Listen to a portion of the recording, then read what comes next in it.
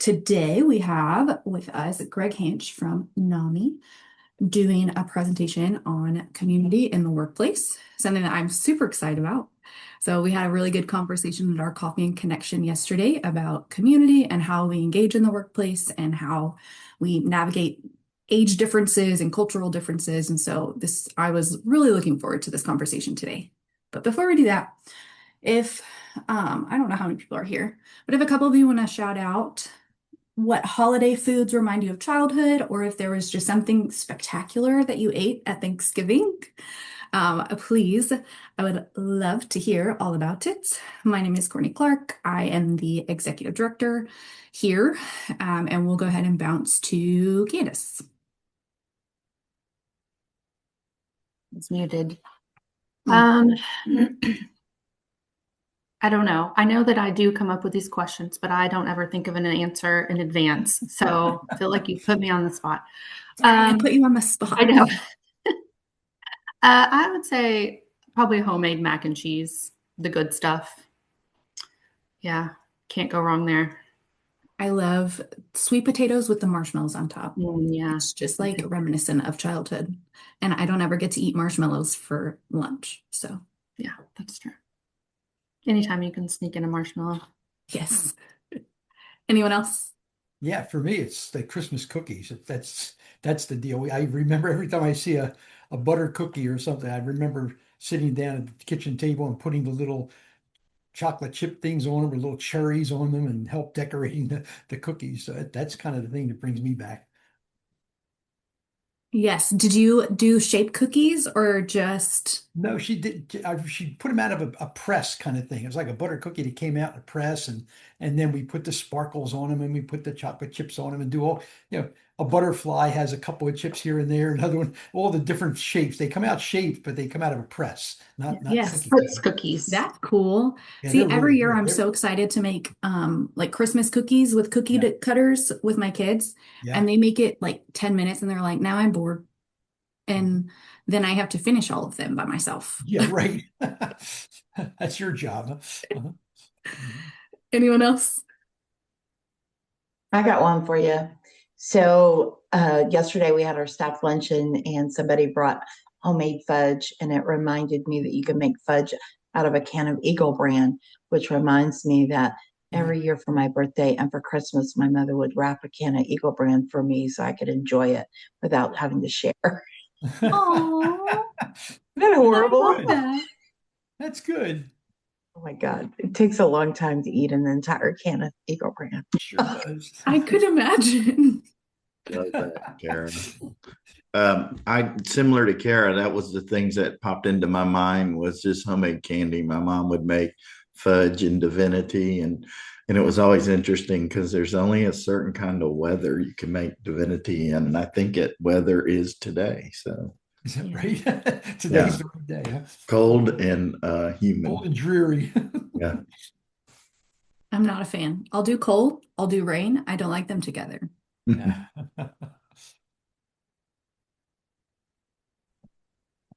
All right. So if anybody has events going on at their organization that you would like us to share on our social media and our newsletter, if you'll share those in the chat, or if you have anything just super pertinent that you would like to share with the group today, please feel free to do so. I wanted to shout out Sherry Boyd is here with us today. She's one of our board members, and today is her birthday. Happy birthday, Sherry. Happy birthday, Sherry. Thank you all. All right. We do have a link tree. If you want to take a minute to scan that, you can sign up for our newsletter so you make sure that you're staying up to date on events in Williamson County. And you can also register to join small groups or find out information about our coffee and connections that happen once a month in the West Side and in Georgetown. All right. If you don't have anything else to share event-wise, we will go ahead and let Greg introduce himself and we'll go ahead and get started. Well, great. Thank you. I appreciate this organization having me to give some perspective from NAMI about mental health in the workplace. I wanted to respond to the icebreaker question, which holiday food reminds you of your childhood. Mine is probably somewhat different than the other answers. For whatever reason, for me, it's carrots and celery. And I think the reason for that is we would leave chocolate chip cookies and milk out for Santa Claus. And you had to also, if you're gonna do Santa Claus a favor with that, you had to do the reindeer a favor with the carrots and celery. So there would always be, when we woke up Christmas morning, a half-eaten piece of celery on the ground, and to give the sense of realism for the children in the house. So that's a fond memory for me. And again, I'm really happy to be here with you all today. Um, and I'm going to jump into my presentation with a screen share here, and I'll tell you what we're going to go over. Should go about an hour. There are some interactive components. Would love to hear some responses from the audience on some things, and also I'm happy to take questions at the end as well. Um, I want to welcome you all. My name is Greg Hansch. I'm the executive director of NAMI Texas. I'll introduce NAMI in just a moment. Today, we're going to be talking about recognizing and responding to mental health needs in the workplace and beyond. This includes the needs of yourself and the needs of others. Let me give a quick introduction to NAMI. NAMI is the nation's largest grassroots mental health organization with a presence in all 50 states and many local communities. We provide mental health support, education, guidance, and advocacy to people all across the country. NAMI Texas was founded by volunteers in 1984. We're a membership organization made up primarily of individuals and families affected by mental health conditions. We have 25 local NAMI affiliate chapters across the state of Texas, about 650 across the nation. Your local NAMI affiliate chapter in Williamson County is NAMI Central Texas, and we work very closely with them. We have an office right down the hall from them at the Austin State Hospital. And NAMI provides support groups that are free of charge for family members and individuals. We provide mental health education classes primarily to individuals and families affected by mental health conditions, but also to mental health professionals, to first responders, to faith communities and schools as well. And those classes are also offered free of charge. And NAMI does advocacy work, policy advocacy to improve laws and policies related to mental illness. So we spend a lot of time at the Texas State Capitol advocating for mental health reform, and also in local and national settings as well, where policy is made. And before we begin, I'd like to start with a brief breathing exercise that you can do anywhere. This is called 5-finger breathing or finger tracing. And let me just adjust my zoom here to see if I can set it so that I can see the rest of you. Okay, I can see you all now. This is again called 5-finger breathing or finger tracing. Some of you may have done this before. We're going to use that method to practice some controlled breathing. What I want you to do is to hold your left hand out flat and then take the finger from your right hand and start at the bottom of your thumb. And then trace the finger of your right hand slowly along each of the fingers of your left hand. And as you do that tracing, as you go up, inhale through your nose. And as you go down, exhale through your mouth. You can close your eyes if that's comfortable, or you can pretend that you're in the forest, like on this slide, or imagine that you're somewhere that's peaceful and calm. And while you're finding that place in your mind, keep tracing around each of your fingers, inhaling as you go up, exhaling as you go down. Notice how each of your breaths will be a little different as you trace the different lengths of your finger. What's great about this exercise is that you can do this anywhere, anytime, and it will help draw your attention back to your own body, giving you a moment to clear your head. Once you've traced your whole hand, give yourself one extra deep breath for good luck, and then come back and join us. So we're going to go ahead and get started here with tracing. This will be about 20 seconds.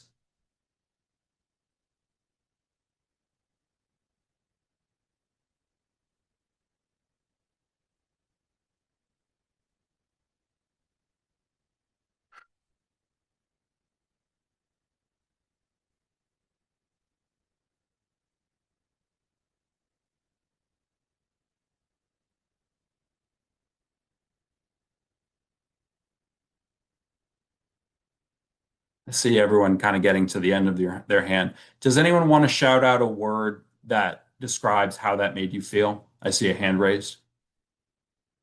Kara, you had your hand raised. Okay. Anyone else? Anyone want to Not come sure up? why. What's that? I'm sorry. Oh, I'm yeah, sorry, I'm not sure why I your Zoom raised. hand was up. Let me ask, does anyone have a reaction to that, or how did that make you feel? Yeah, I think it brings a little bit of peace and calmness. Also, where it keeps you from concentrating on clutter. Yeah. Helps you relax, helps you focus a little bit, takes your mind off of other things, and it's a quick exercise that you can do at any point in your day. Sandra. Oh, I just want to say thank you for another technique to use. I use many breathing techniques for excessive pain issues. So, yeah, thanks. It was pretty interesting. I enjoyed it. It's something when you get bored with one technique, you have a new technique. Thanks for sharing. Absolutely. I find exercises like that helpful right before I go into a high stakes meeting or presentation, just something to feel a little more grounded. So let's move forward here. We're going to talk a little bit about mental health. Oops. There we go. Let's talk about what mental health is, just the very basics. We all know what physical health is, how your heart is doing, if you can move stuff without pain, all those important things. Whether it's good or bad, we all have physical health. And this won't come as a surprise to anyone, but your brain is part of your body. We all have brains, even if it doesn't always feel that way, which means we all have mental health. If it helps to think about it this way, consider your mental health a combination of how your brain, your hormones, and your history function together. Just like physical health, there are aspects that you can control and there are aspects that you can't control. You don't choose to have PTSD, but you can choose how you get treatment for it, whether you use medication or talk therapy or some combination of treatments. Your physical health and your mental health are linked together. For instance, hormones your body produces when you're stressed, like cortisol, over time can damage your heart. In the other direction, many people with chronic pain develop mental health conditions when they find that they can't do activities that they used to love. I really want you to think about your mental health as part of your whole body wellness. Just like with physical health, your mental health can change over time. Maybe you get a dog that helps you relieve stress and enforces your daily routine. Or maybe you have major depressive disorder with a seasonal pattern and you find yourself feeling really low on gloomy days like today. I'd like you to take a moment to think about a time when you were having a bad mental health day and then something turned it around for you. Maybe you were feeling really stressed or nervous or sad, but then maybe something good happened, like you spent time with a friend, you had a restful night's sleep. I want you to remember what that good thing was and to think about how you can have that good thing happen more often. Does anyone want to share what your good thing was that helped turn your bad day around?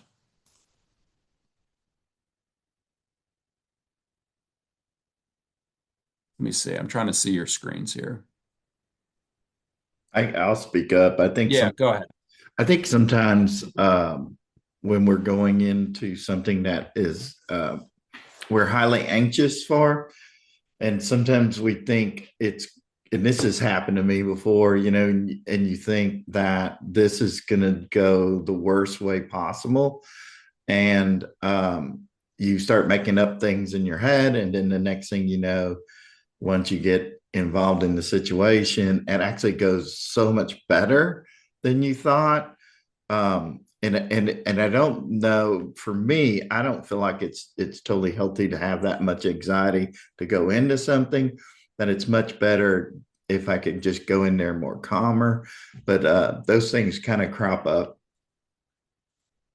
Thank you for sharing. Absolutely. Thank you, Ray. Anyone else want to share just even a small thing that has turned a bad mental health day into a better one? I'd like to share.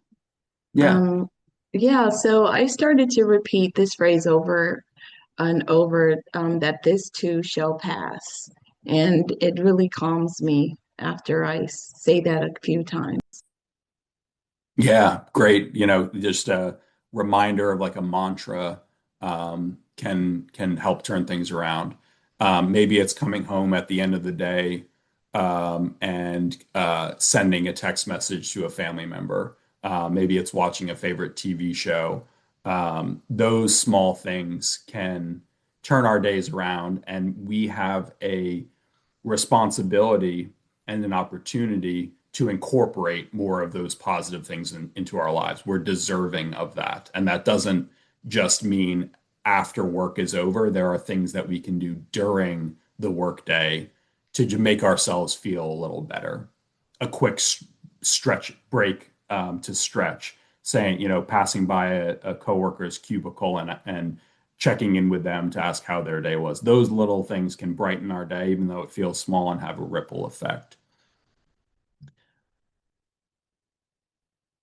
So let's take a look at why we're here today talking about mental health at work specifically. The numbers around workplace mental health are staggering.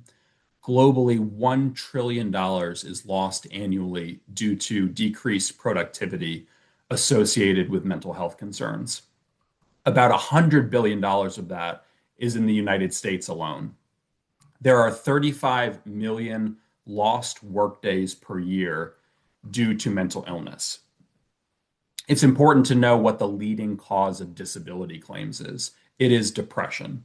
In the United States, 57% of workers were negatively impacted by work-related stress in 2023. We often hear about talent shortages. We hear about the great resignation. We hear about quiet quitting. These are broad global trends, and they have various causes. We have to ask ourselves, what role might we as employers be playing in it? How are we supporting our current staff? How are we treating candidates who are applying for new positions? It's always important when we talk about mental health in the workplace to remind ourselves that everyone can be affected by a mental health condition, and many of us are. At least 1 in 5 adults lives with a mental health concern, and 1 in 20 lives with a serious mental health condition, such as schizophrenia, bipolar disorder, obsessive compulsive disorder, and borderline personality disorder. I try to remember also that while 1 in 5 adults lives with a mental health condition, the other 4 in 5 are their family and friends. Likely, you know someone with a mental health concern, whether they've shared it with you or not, or you may yourself have experienced a mental health concern. Mental health conditions affect people of all ages, backgrounds, and walks of life. Despite the stigma often attached to mental health issues, it's essential to recognize their prevalence. Worldwide, depression alone affects over 264 million people. And this shows the urgent need for awareness, support, and accessible treatment options. When we look specifically at anxiety and depression, the numbers may be shocking. The CDC tracks this data on an ongoing basis, and their current numbers show that 32% of adults have experienced symptoms of anxiety and depression within the past year. These numbers are even higher when you narrow the age range to 18 to 29 years old, with 47% of young adults having experienced these symptoms. Our young people are struggling, and this is our newest cohort in the workplace. Young adults in the workplace may not have enough experience to know how to protect their mental health at work. That's why we need to lead by example in caring for ourselves. So let's take a look at what might be causing these mental health concerns. Mental health is comprised of many factors. Some are in our control, some are not. Some of the factors impacting our mental health might right now might include economic fluctuations globally, the fact that we're still feeling the effects of the pandemic through continued isolation and loneliness. There's lingering grief and loss. There's political and racial tension in our communities. And all of that is going to lead to ongoing stress and disruption in our daily lives. This is a lot to manage every day on top of our daily responsibilities at home and at work. What's important to remember with all of this going on is that you can offer yourself and you can offer others compassion. Mental health exists on a continuum.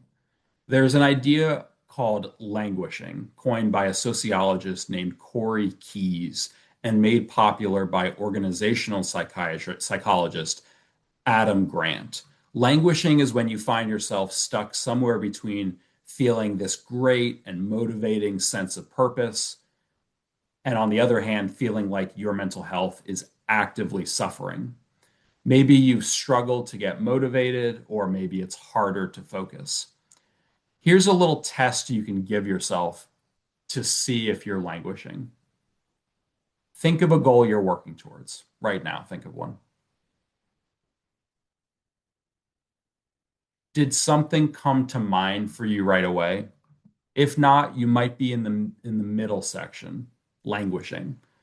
Now, if it's worse than that, if you've been feeling emotionally flat or uninterested in your life, if you've been feeling this way for a while, you might be in this rightmost section under depression.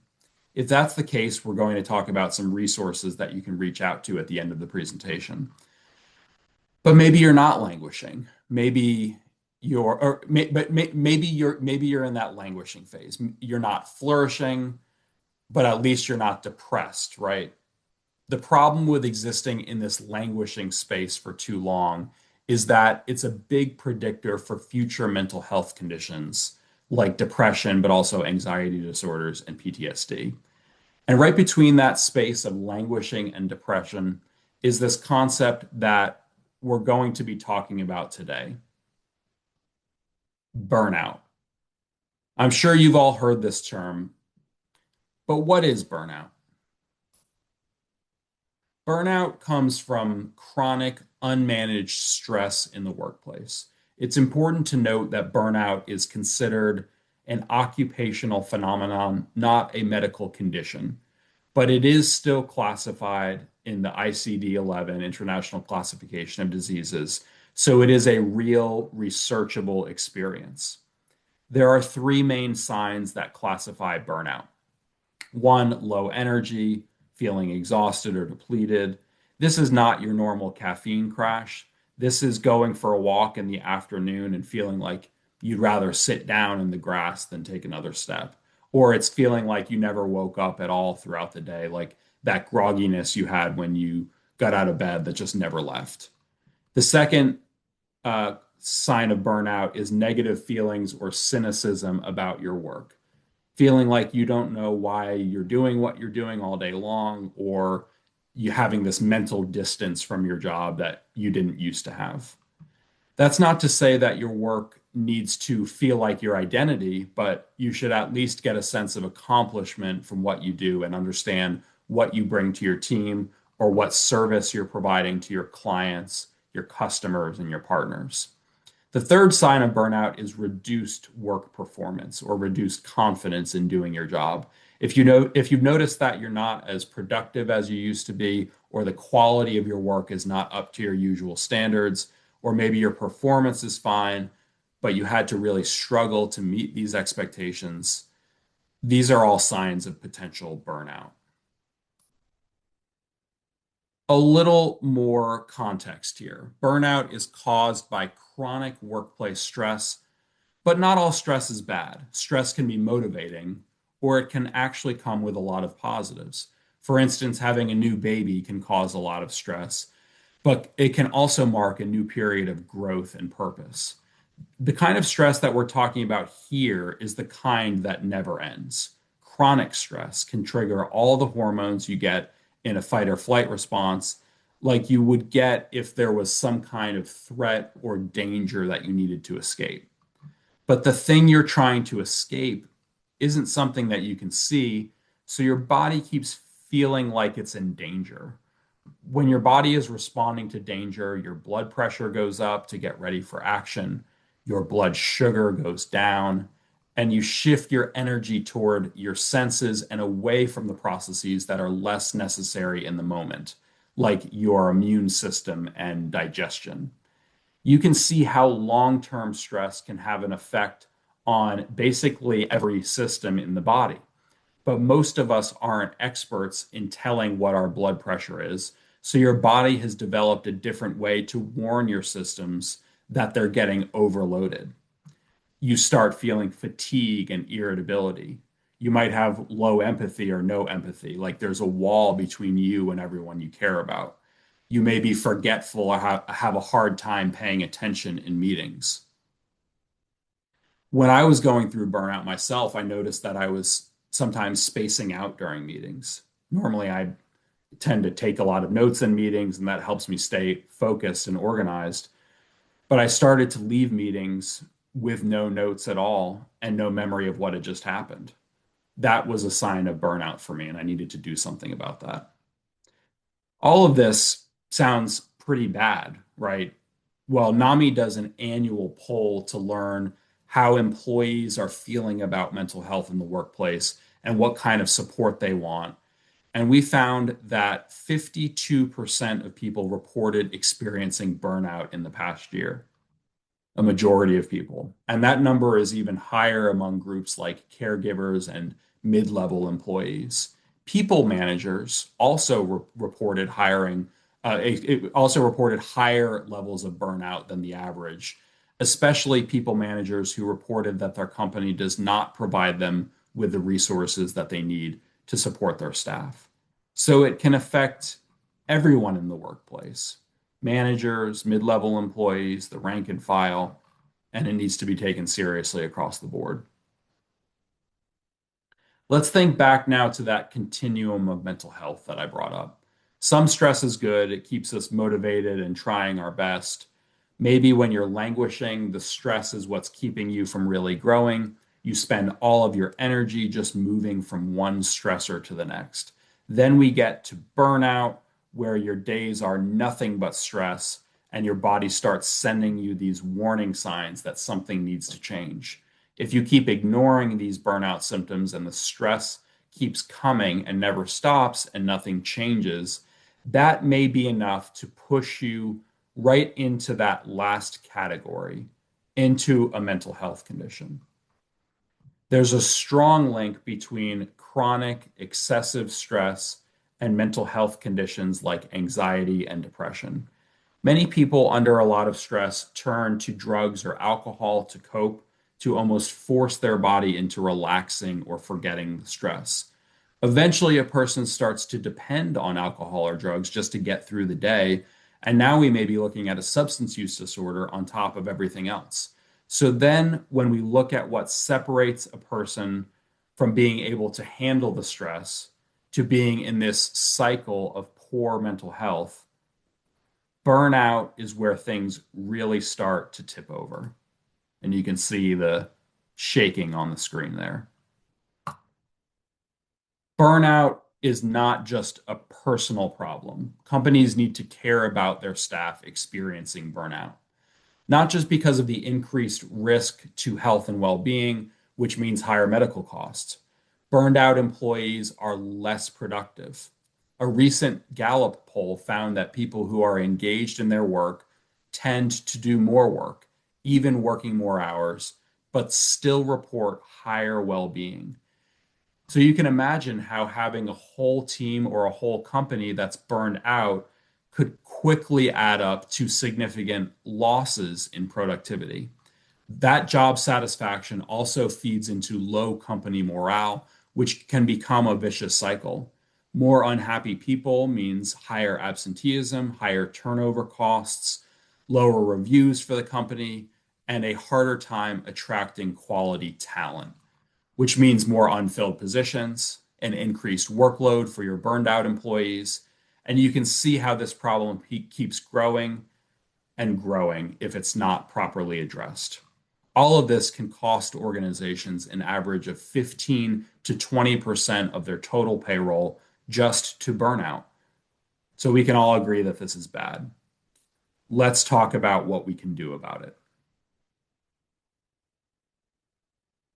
Different people in a company have different roles to play in addressing workplace burnout. We're going to start from the top and work our way through the organization.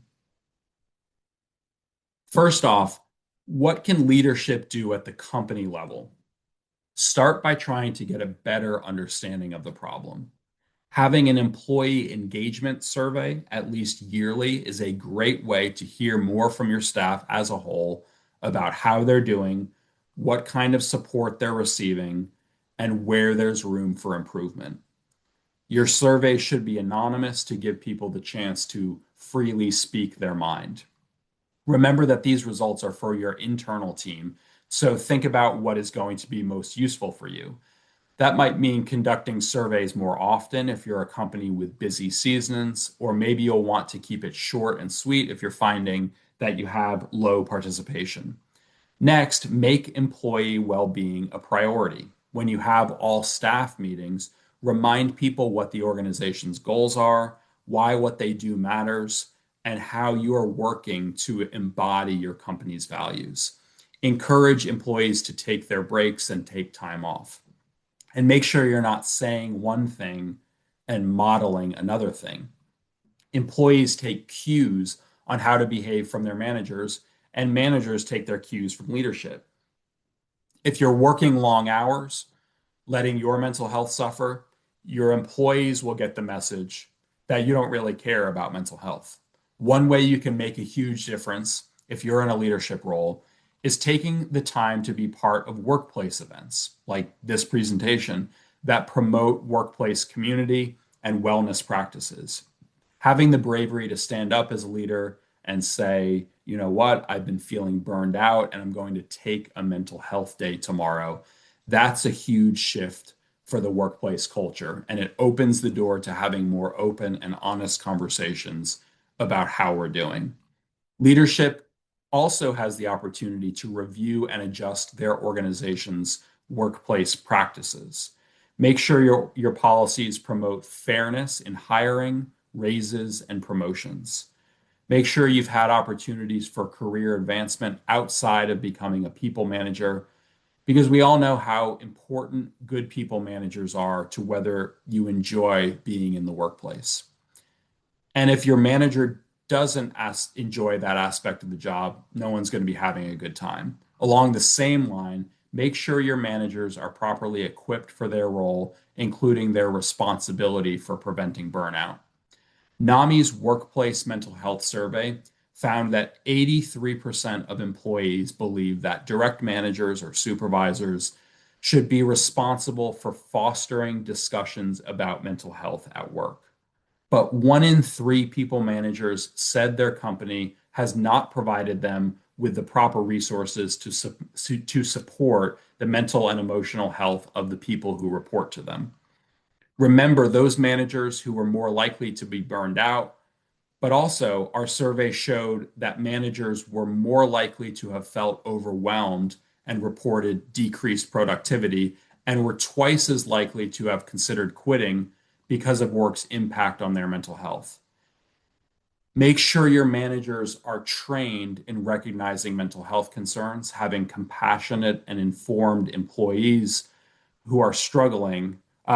Make sure your managers are trained in recognizing concerns, having compassionate and informed conversations with employees who are struggling, and make sure they know what resources the company makes available so that they can recommend them to their direct reports. While we're on the subject of managers, managers need to know the causes of burnout to prevent it. According to Gallup polls, the top 5 factors most associated with burnout are whether employees feel like they are treated fairly, if they feel like they can manage their workload, if their manager and leadership communicates clearly, if they feel supported by their manager, and if their deadlines are reasonable.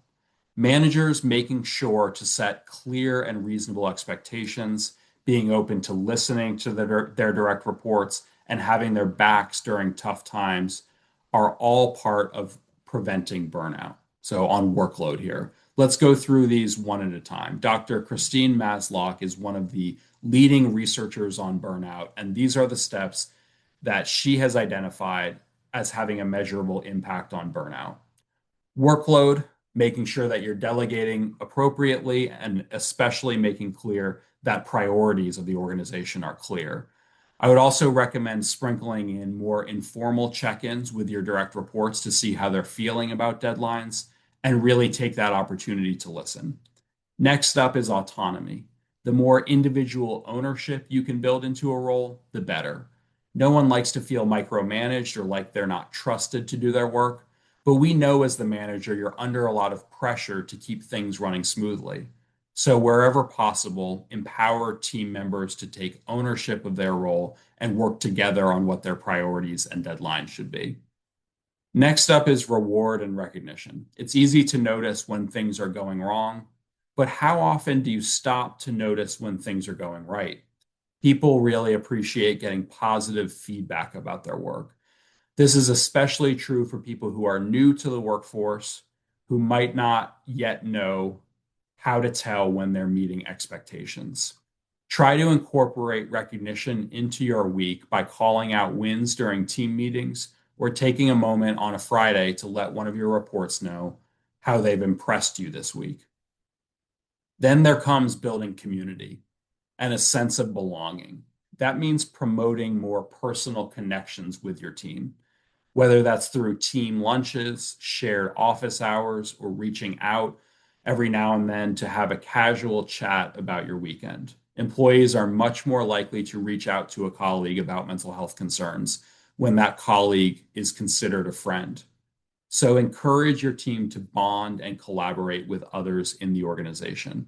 And if your company has employee resource groups or interest groups, promote them to your team and let them know how you will support them if they want to give time to being part of one of these groups. Then there comes fairness. Fairness means making sure that you're treating others with respect and acknowledging where your biases are. For instance, let's say you get along well with one of your direct reports and you talk all the time. You may need to put aside that personal relationship to make sure when there are opportunities for promotions or exciting new projects, you're thinking about all of the members of your team equally, and check that you're not overwhelming your highest achievers with more and more projects outside of the scope of their job description or leaving all the most boring tasks with the quietest team member. Knowing that advancement is in alignment with performance and being clear about what your criteria is for advancement makes sure that everyone feels like they know what they're working towards. Finally, values and purpose in work.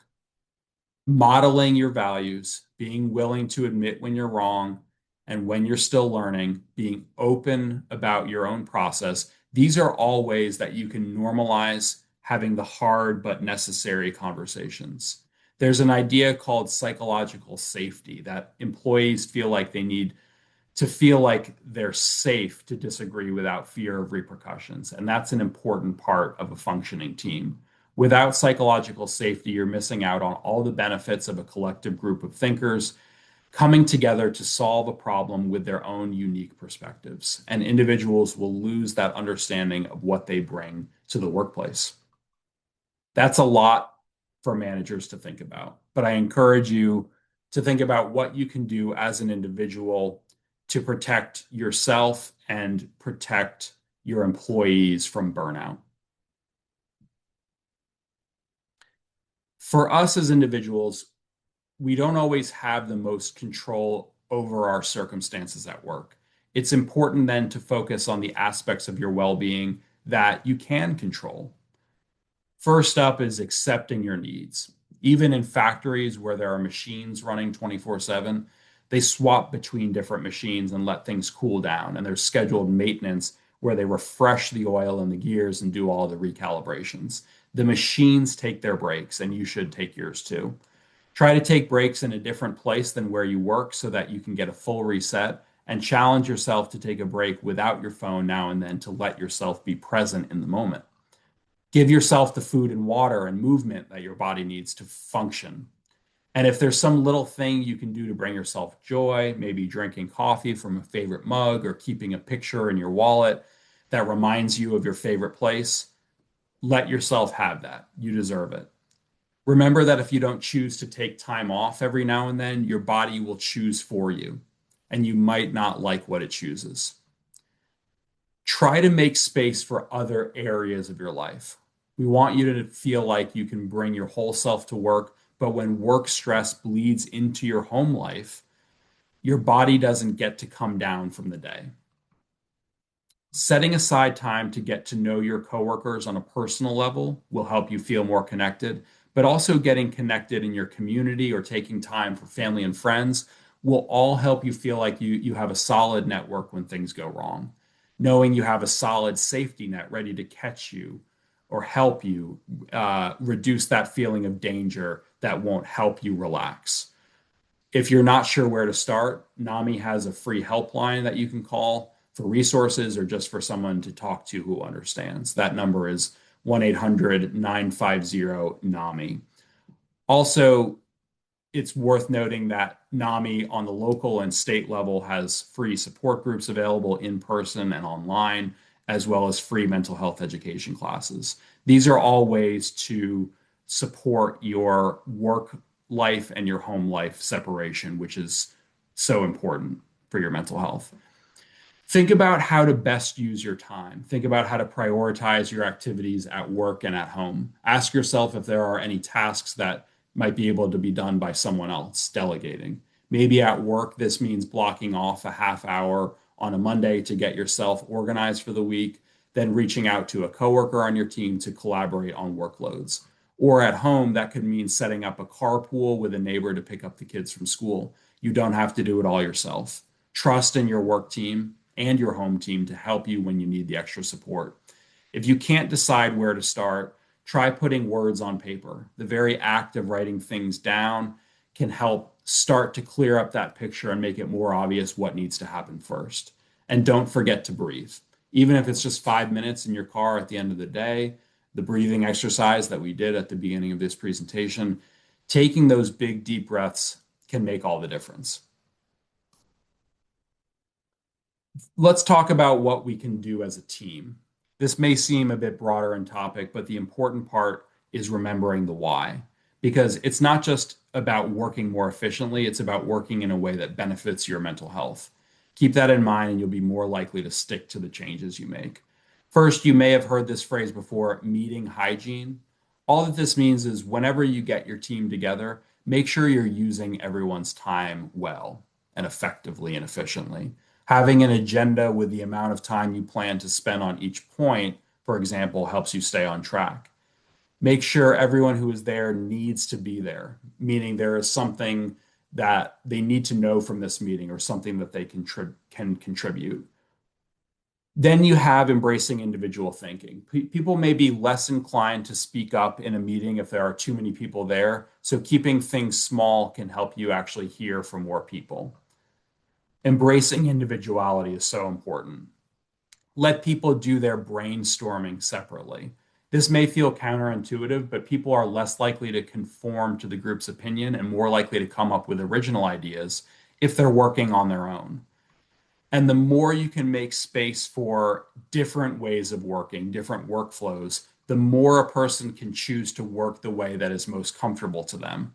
That's increasing their sense of autonomy, and also that's good for productivity. Look for ways that you can be flexible to accommodate different styles of working. Maybe that's agreeing to certain times each week that are undisturbed focus time, or reorganizing how your team handles routine tasks. Not everyone works the same way, and we should account for that. One of the most effective things that you can do to fight burnout as a team is to tackle mental health stigma. Make it a part of your group's norms to check in at the beginning of meetings or at the beginning of each shift, just to ask each other how you're doing. Talking about the weekend, establishing those connections can make it easier for someone to admit when they're not doing well. And the language that you use matters. So avoid stigmatizing language. For instance, instead of saying things like, yesterday's meeting was so bad, I got PTSD, replace that with something like, yesterday's meeting was so bad, I feel like it may be haunting me. Making these little changes to the way that you talk may not seem like a big deal, but I guarantee you people who have mental health conditions are hearing you when you casually call someone or something crazy. And they're using that to judge whether you're a safe person to come to with their mental health struggles. Avoid stigmatizing language, and that will make it more likely that people will come to you if they're struggling. NAMI is available to talk with your employees about how they can build their resilience and bolster their mental health at work. Here's what we would tell them. First, one of the best ways to maintain your mental health is building resilience. Resilience is something described as being able to adapt. Resilience is something sometimes described as being able to adapt when met with challenges or bending without breaking. Just like building a muscle, you can build up your resilience through caring for yourself and paying attention to your needs at work. There are four key factors to resilience. Here we go. First up is connection. What this means at work is developing your relationships with colleagues. If you're having trouble making personal connections more organically, what you can do is schedule one-on-one chats with your colleagues just to talk about your lives, interest, and whatever you can connect on. You can also start or join an employee interest group. A lot of workplaces have groups that share their interests and their hobbies, or just have shared work sessions. There's a technique called body doubling that means getting together with someone else in the workspace and just doing your individual work so that you remind each other to stay on task. You do it in the same physical space. So really any kind of connection can help you feel like you have a supportive network around you. The second way to build resilience at work is wellness. This means taking care of your physical health, drinking plenty of water, trying to get enough sleep and joyful movement. Wellness also includes taking breaks. If you get a half hour for lunch, sign out for that entire half hour and use that time to recharge and refocus. Practice meditation or mindfulness, listen to calming music, whatever keeps you relaxed and focused throughout your day. Sometimes it can be as simple as taking one of those big, deep breaths. Or another trick I like to use for staying present is changing the temperature. There's an exercise that you can try with this. If you roll up your sleeves just to your elbow and rub your arm really fast, just give your arm a good rub for about 5 seconds, you'll feel heat. And that is just something, a little something that helps you feel more present in the moment. It takes 5 seconds, creates a feeling of warmth, and reminds us of where we are in our lives in that moment. Just a little something. The next way to build resilience at work is finding a sense of purpose or meaning in your work. That can help you feel more connected to your daily activities. If you're struggling to connect with your work, try looking for more professional development opportunities. Also, take the time to acknowledge wins, big and small. Really let yourself feel that sense of accomplishment for what you do every day. And finally, seek help if you're struggling. That's a way of building resilience. If you find yourself having a hard time with things that once felt easy, like self-care, maintaining a healthy diet, completing job tasks, or maybe you're having a hard time sleeping, it might be time to reach out to a health specialist. You can reach out to a friend, family member, coworker. Just make sure you're not going through things alone.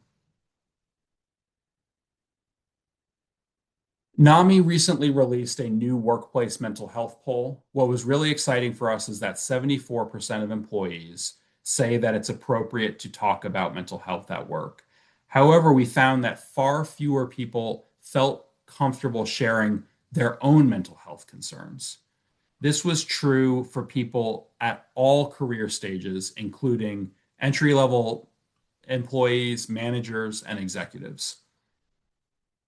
When asked why people might not feel comfortable sharing, the reasons include stigma, lack of communication, and fear of retaliation. So we can see that stigma remains a problem. It's a reason why people aren't talking about mental health at work or talking about their own mental health at work. And if people don't share what they're going through, how can we expect to get the message across that no one is alone? It's clear we need more discussion about how to talk about mental health in a way that works for everyone and helps people feel safe sharing, because stigma is real. Even as we continue to learn more about mental health, there remain barriers to feeling safe talking about our own mental health, which can keep us from reaching out for support or learning more about the resources that are offered by our employer. One of the ways that we can create stigma, one of the ways we can confront stigma is by creating a culture of caring. We want our company culture to be compassionate and to talk about when we need more support. We talk about when we're feeling sick or under the weather. We can also talk about when we're feeling stressed or when life is getting a little overwhelming. No matter which level you serve at in your company, I encourage you to continue to build that culture of caring by starting the conversation. In NAMI's poll, we found that employees who are less comfortable talking about their mental health at work are more likely to report feeling burnout and that their mental health is suffering because of work. So if you need to share concerns or need a morale boost, we recommend that you find a coworker you trust and can reach out to. And if you find that your workload is impacting your mental health and you need to make some adjustments, talk to your manager about what changes you would like to make and how they can help. One more thing to consider, I mentioned this earlier, but just to reiterate the point, is the type of language you use in everyday life can really affect whether people see you as a safe person to go to with their mental health concerns. You want to avoid using stigmatizing language. For example, saying died by suicide instead of saying committed suicide, because committing is a word we use around crime, and we want to avoid judgmental language. We want to avoid using mental health diagnoses in everyday language. Things like I'm so ADHD today or I'm OCD about my desk can actually be really hurtful to people who have these conditions. Someone with a mental health condition may be afraid to share their diagnosis with someone who uses stigmatizing language, so it's best to find alternatives.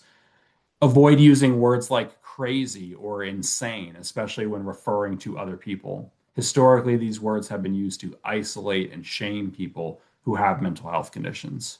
You can replace those words with phrases like that's wild instead of saying that's crazy or that's insane. If we need to remember what a caring culture why that caring culture is important, remember that a workplace without mental health support can lead to potentially serious consequences.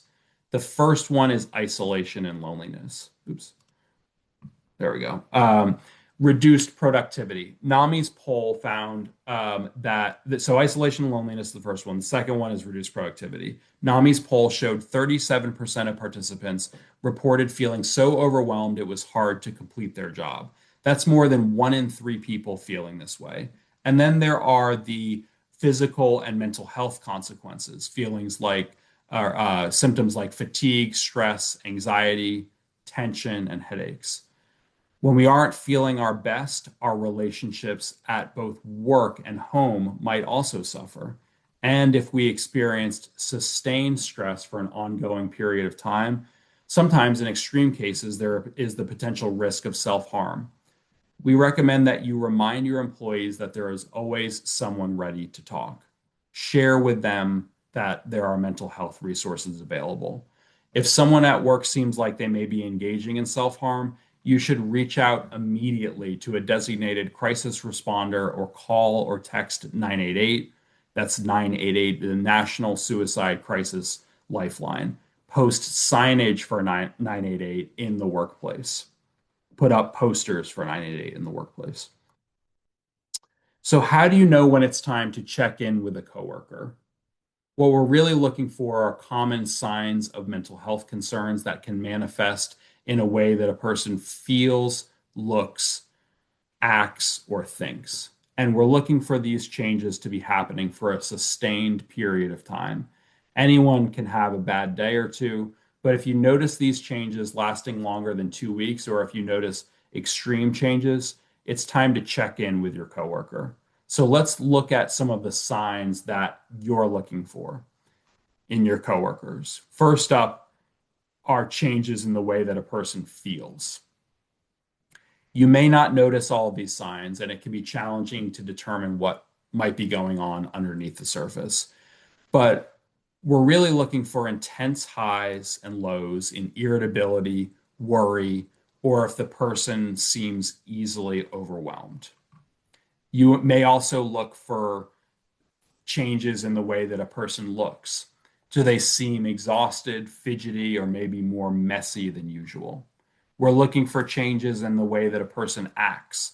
Are they more withdrawn? Is their work performance suffering? Are they showing up late or maybe not showing up at all? And we're looking for changes in a way that a person thinks. This can be harder to spot, but changes in thought can manifest in a few different ways. You might see someone acting confused or they're having trouble concentrating. They may even talk differently. They may have more negative or self-deprecating statements. And again, if they share thoughts of self-harm, that's definitely a situation where you will want to contact someone who can help you have that conversation with your coworker, maybe someone from HR, or you can call or text 988 on your coworker's behalf. If you find yourself concerned by any of these signs, it's good to start a conversation. This may seem like a lot of rules that I'm about to share, but a lot of these suggestions you'll find are intuitive. First up is finding a private place to have a conversation, respecting the person's boundaries. If the person feels like sharing, that's great. If not, don't push them to share more than they're comfortable with. If you're going to initiate a conversation, be ready to listen attentively and with empathy. Be ready to share resources because even if the person doesn't feel like having the conversation with you in this moment, they may check out the resources that you share later in private. And here are some of the things to avoid doing. Don't suggest diagnoses. You can say that someone has been seeming sad or not their normal self, but you don't want to say something like, you seem like you have depression. We want to leave that to someone with professional experience. Do not minimize or dismiss what the person is going through. That means saying things like, oh, that's not so bad, or you're worrying too much. It can be easy to want to put a positive spin on things when someone's going through a hard time, but statements like that can be belittling when someone is trying to be vulnerable with you. Try instead to say things like, I'm sorry, that sounds really hard, or I'm really stressed. If I had all that going on, I would be stressed as well. And you don't need to worry about being that person's therapist. You don't have to be a doctor to ask about broken bones, just like you don't have to be a therapist to ask about someone's stress levels or their general mental health. Don't be afraid to ask questions to keep the conversation going and avoid jumping in with solutions. You don't have to come up with solutions to their problems. You just have to be a listener. Now, if you do feel like you know something that might help with what the person's going through, you can feel free to ask, do you want to come up with some solutions together, or is it more helpful just to talk things out? Then you can let the person take the lead on how the conversation goes. You don't have to have all the answers. Being a good listener and being empathetic is the most important thing. And if you have some resources to suggest, that takes it a step further. I want to talk a little bit about social connections and how we can foster these in the workplace before we conclude. And I turn it over to you all for any questions you may have. Social connections result from interacting with people around you, friends, neighbors, coworkers, family members, and these connections are fundamental to our well-being. Strong social connections are positively associated with physical growth and development, stress and inflammation response, cardiovascular and metabolic health, mood and cognitive skills, and lifespan. In fact, being with other people is as fundamental to health and well-being as food, physical activity, and sleep. This is a point that needs to be emphasized. Connecting with others benefits your health using the same pathways as nutrition, sleep, and exercise. A lack of social support is a risk factor, and research has shown that it can be just as harmful to your health as smoking, obesity, and lack of physical activity. This is significant. Your social well-being is a factor in mental and physical health outcomes, as well as life expectancy. That means it's a factor that you can directly influence. Even if there are times when you don't really feel like being around others, the mental and physical need remains. So do the benefits. Think of it this way: you're not always hungry or thirsty, but your body still needs food and water. You don't always feel like being social, but your body will continue to need social connections. Let's talk about isolation and loneliness for a moment. Social isolation occurs when you have limited or no physical connections. Loneliness is the emotion of, oops, one second. Loneliness is the emotional feeling of being alone. People with mental health conditions experience both isolation and loneliness more frequently than people without mental health conditions. Mental health symptoms, stigma, or lack of confidence in social skills can lead someone to isolate. It's not unusual to feel an urge to stay inside and avoid others, and it may often feel easier and less stressful to do so. Whether or not you feel an urge to isolate, staying home, separated from others can make you feel lonely. Even if the idea of connecting with others is overwhelming, there are some small steps you can take to meet this basic need and benefit your health. In order to avoid isolation and loneliness, you have to be intentional about making social connections. Naturally occurring relationships like those with family and friends are ideal, but there are other ways to connect, and it doesn't have to feel forced or awkward. Just simple interactions like talking with your neighbors, engaging with your coworkers, volunteering, or performing random acts of kindness can provide meaningful connection and positive health impacts. One study showed that kind words and deeds activate parts of the brain that take the focus off of the self. Focusing on others helps foster feelings of connection for both the giver and the receiver. It's mutually beneficial. It helps explain why people feel satisfaction and happiness in volunteering or in their work. And it has a positive effect on physical and mental health. Let's take a moment to consider your social map. Think about the people in your life. You can probably sort them pretty easily into categories: acquaintances, friends, close friends, family members, and intimate partners. It's natural to be drawn to those who are closest to you, but consistently limiting your social network makes it harder to see the value in everyday connections that aren't emotionally close. When you become accustomed to limited interactions and isolation, the feeling of happiness that occurs when you unexpectedly run into an old friend becomes less pleasurable. It may also lead you to worry about negative or unclear social cues. For example, wondering if someone was intentionally being rude when they may have just been tired or distracted. Broadening the circle of people you interact with can help you find value and positive feelings in all categories of connection. Expanding your social circle by increasing social interactions of any kind, even small ones, like making an effort to smile and say hello to people in the store. You can build on it in many ways. Peer support is a specific type of social support made up of people with similar chronic mental or physical health conditions who share a mutual interest in recovery. Peers can support one another with knowledge and skills and encouragement. Incorporating peer support into a treatment plan can be valuable because having peers who have a personal understanding of what you're going through is irreplaceable by any other form of mental health care. They know what it's like to manage mental and physical health conditions, and they can share resources and lessons from their own experiences. There is a lot to gain from peer connections, including confidence in how you address your symptoms and increased comfort and effectiveness in communication. Figuring out ways to manage conflict also helps lead to stronger personal relationships.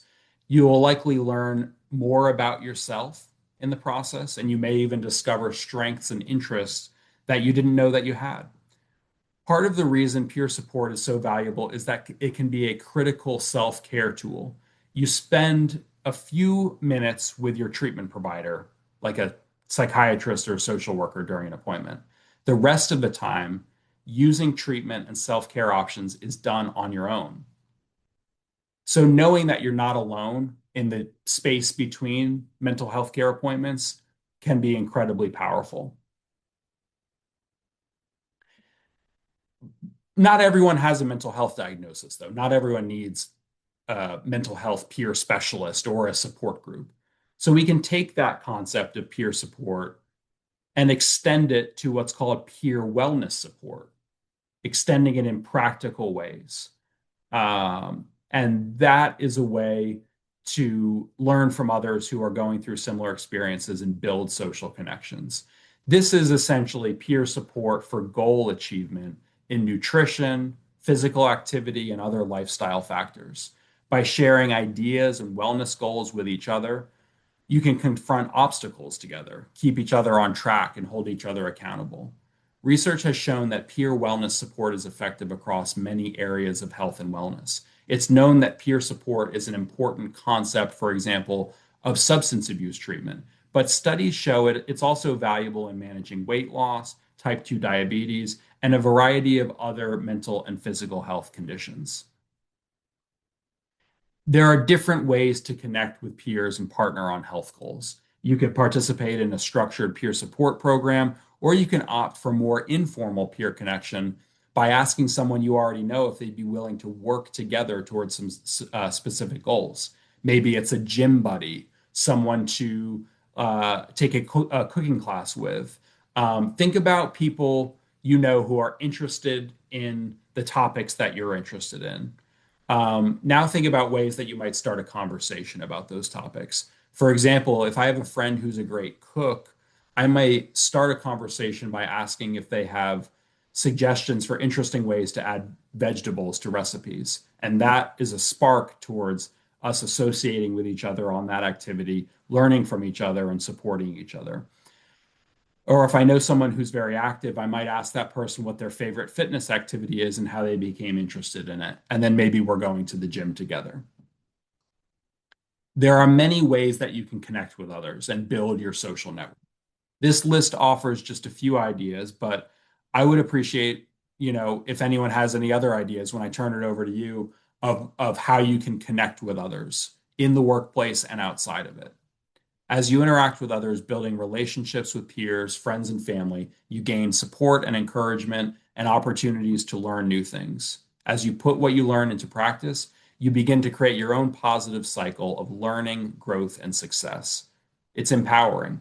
Social connections and social support are vital to life and wellness. These relationships improve your ability to manage stress, boost your mood, and improve your heart health.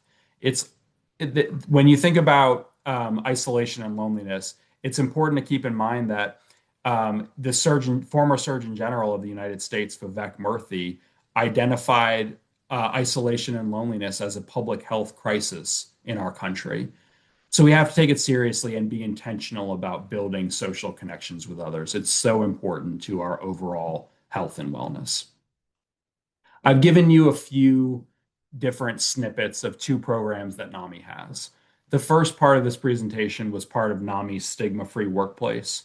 In less than an hour, we can do a stigma-free workplace presentation for different audiences, for your rank and file employees, for managers, or for leadership.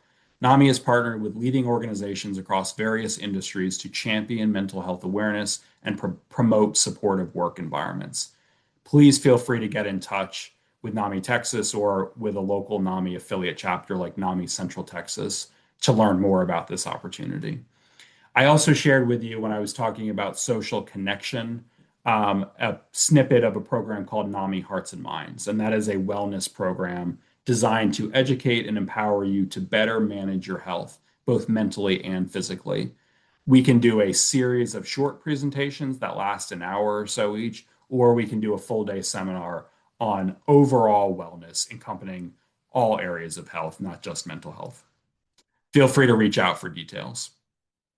I want to share a few quick resources for you before wrapping up, first, you can visit NAMI's Stigma Free Workplace website at stigmafree.nami.org to access quite a bit more material on having conversations about mental health in the workplace, as well as managing mental health conditions in the workplace.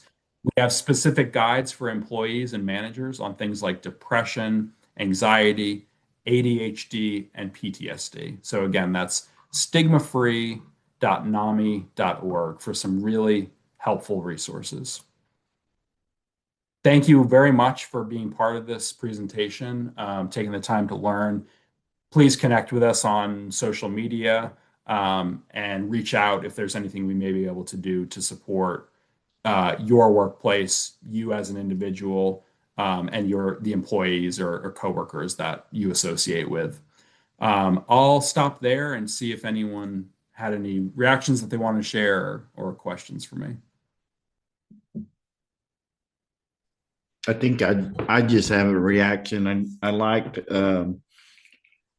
the use of the word when you were talking about the employers or the leaders protecting the employees. I think that's important. I don't think a lot of leaders kind of think about that. They don't necessarily have that mindset that your staff and your employees are literally under your protection and guidance. And I think that's a mindset shift that is very useful in today's work environment. Absolutely. We think about the things that can affect a person's mental health in their life, and their workplace environment has to be pretty high on that list. We spend so much of our time at work, there's so much at stake at work, so much of our identities are tied up in our careers. It's often one of the first things that we share about ourselves when we're introducing ourselves to someone else. It's a big part of our lives. And so, to that end, a positive workplace environment where we feel supported, where we are supported, where kindness and empathy are at the front and center, that can improve our quality of life drastically. And on the flip side, when we're treated unfairly, where we don't get the same opportunities that others do in the workplace, where we're exposed to maybe stigmatizing language or lack of sensitivity around burnout and stress, that can put us in a very dark place because, again, work is such a big part of our lives. Thank you for your reaction on that. Anyone else?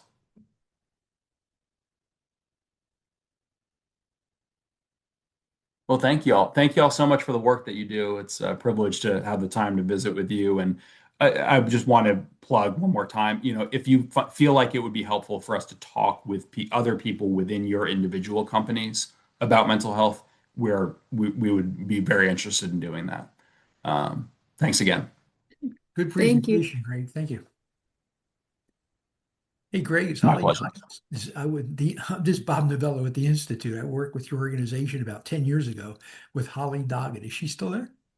She is now the executive director of NAMI North Carolina. Oh, is she really? Wow. Yeah. Okay, good. Yeah, she had resigned from NAMI Texas in 2019. I took over as executive director at that time. She went and worked elsewhere for a few years, and then in the last couple of years, she joined NAMI North Carolina. Beautiful. Good. Yeah. I'll tell her you said hello. Yeah, please. Hey, Greg, just out of curiosity, has there been a noticed increase in mental health struggles specifically in regards to like the social aspect since COVID? And a lot of people are working from home. Yeah, I believe so. Um, that, COVID, it's no secret that COVID resulted in quite a bit more isolation and loneliness. And, that certainly, during the peak of the pandemic, being forced to stay at home, that, very, very well documented, like contributed to higher levels of mental health conditions, especially anxiety. But also, isolation and loneliness contributing to depression were, significant as well during the height of the pandemic.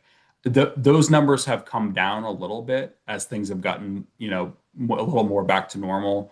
But I think I think the work from home environment that so many of us participate in, a lot of us never went back to the office after COVID. I think that needs to be studied. I don't think we have an answer yet as far as like long term, how is work from home affecting mental health?